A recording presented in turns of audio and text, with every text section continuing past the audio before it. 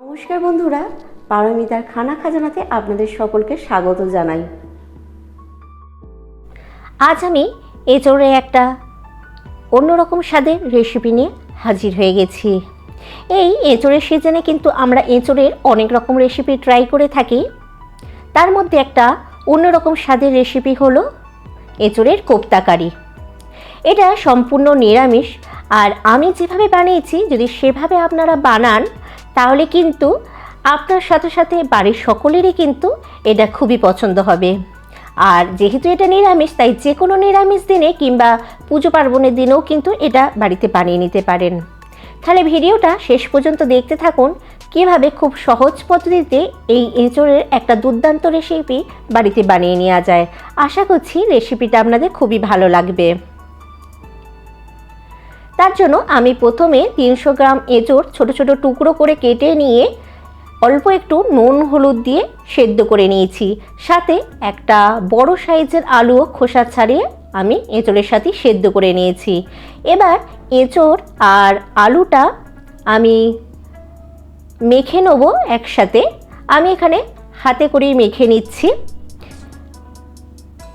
আলু আর এঁচোড়টা একটু ভালোভাবে মাখা হয়ে যেতে আমি এতে কিছু মশলা অ্যাড করব।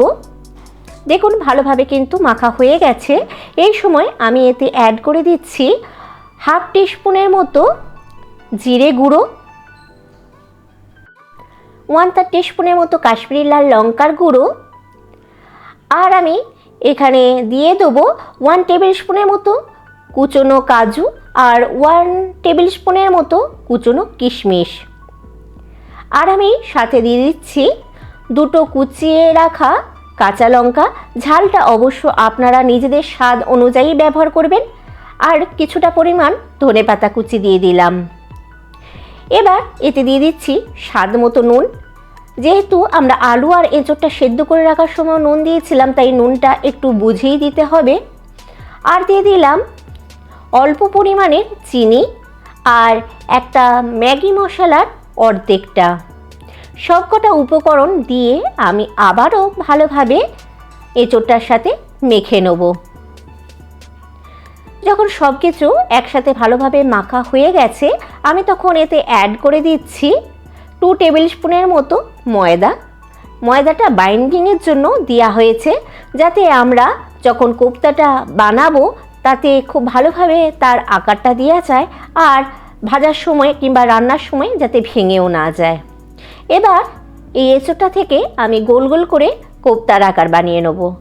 আপনারা কিন্তু যে কোনো সাইজের কিংবা যে কোনো আকারেরই বানিয়ে নিতে পারেন, গোল বা চ্যাপ্টা যে কোনো আকারের। এইভাবে আমি সব কটা কোপ্তাই বানিয়ে নেব। কোপ্তাগুলো বানানো হয়ে যাবার পর আমি এখানে রিফাইন্ড অয়েল গরম করতে বসিয়ে দিয়েছি। তেলটা ভালো রকম গরম হয়ে যাবার পর আমি এতে বানিয়ে রাখা কোপ্তাগুলো ভাজার জন্য দিয়ে দিলাম। আমি কোপ্তাটা মিডিয়াম ফ্লেমে ভেজে নেব। লাল লাল করে কিন্তু আমরা ভেজে নেব। আর মনে রাখবেন, হাই ফ্লেমে কিন্তু কোপ্তাগুলো ভাজবেন না। দেখুন আমাদের কোপ্তাগুলো বেশ ভাজা হয়ে গেছে লাল লাল করে। এবার আমি তেল থেকে ছেঁকে সাইডে একটা প্লেটে কোপ্তাগুলো রেখে দেবো। দিয়ে বাকি কোপ্তাগুলো আমি এই একইভাবে ভেজে নেব। দেখুন কোপ্তাগুলো আমাদের কত সুন্দর ভাজা হয়েছে, কালারটাও খুব সুন্দর হয়েছে। আর আমাদের সব কটা কোপ্তা দেখুন বানানো হয়ে গেছে। এবার আসুন রান্নার বাকি প্রসেসটা দেখে নেওয়া যাক। তার জন্য প্রথমে আমি একটা মশলা বানিয়ে নেব। মশলাটার জন্য আমি গ্রাইন্ডার জারে নিয়ে নিচ্ছি একটা বড় সাইজের কুচানো টমেটো, আর দিয়ে দিচ্ছি 2টো কাঁচা লঙ্কা। ঝালটা অবশ্যই নিজেরা নিজেদের স্বাদ অনুযায়ী দেবেন।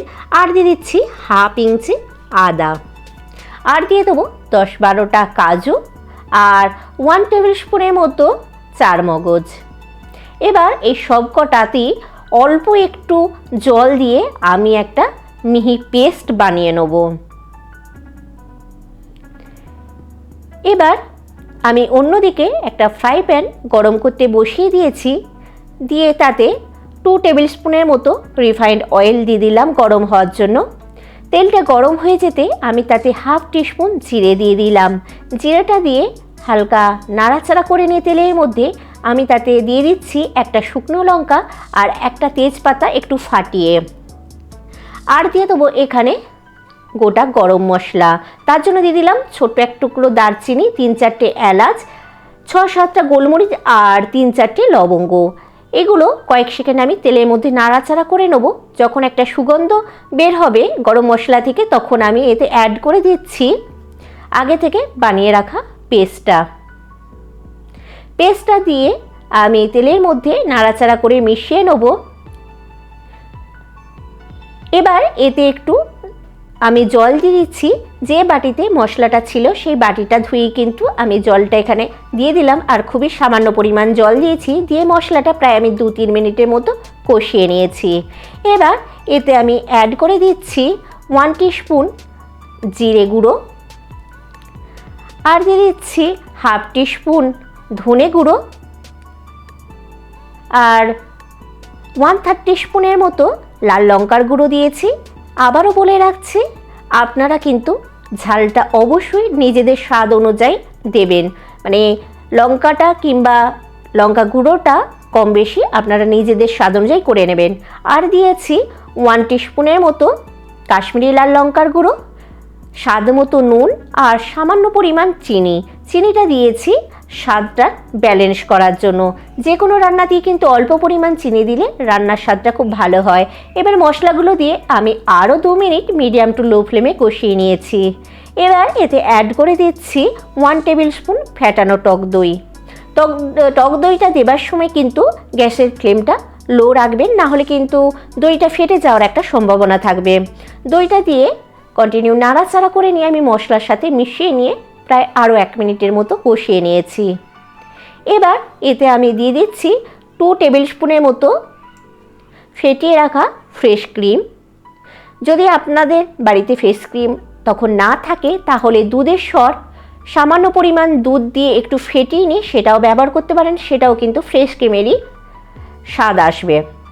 এবার আমি ক্রিমটা দিয়ে আবারও কিছুক্ষণ নাড়াচাড়া করে মশলাটা কষিয়ে নিয়েছি।